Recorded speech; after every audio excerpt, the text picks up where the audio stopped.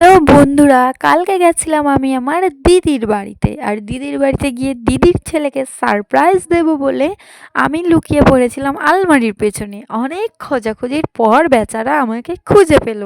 তো আমি ওকে জিজ্ঞাসা করছি, আমি আসাতে কি তুমি খুশি? তো ও বলছে, হ্যাঁ আমি খুশি। দাঁড়াও দাঁড়াও, আরেকজনের সঙ্গে তোমাদের আলাপ করিয়ে দিই। আমি যার জন্য গেছি সে হলো এই পুচকি। আমি গেছি আর পুচকির তো ঘুমই ভাঙছে না। তো যাই হোক, আমি যাওয়ার সময় রাস্তা থেকে এদিকে ছোলা মাখা কিনে নিয়ে গেছিলাম।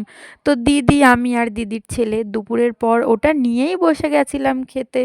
যাই হোক, খেতে খুব টেস্টি ছিল। আর আমার দিদির ছেলে এসব খেতে খুবই ভালোবাসে, দেখো ও কি বলছে। অনেক টেস্টি টক। তারপর এতক্ষণ বাদ মহারানীর ঘুম ভেঙেছে আর মহারানী দেখো খেলা করছে। তাই আমার সোনা মা। হ্যাঁ হ্যাঁ হ্যাঁ। তারপর দেখো, রাত 2:30 বাজে দিদির বাড়িতে। আমি তো ঘুমে চোখ খুলতে পারছি না, আর আমাদের পুচকি এদিকে চোখ বোজাচ্ছে না। দুজনের মধ্যে কত পার্থক্য, তাই না? দেখো, আমি তাকাতে পারছি না আর ও চোখ বোজাতে পারছে না।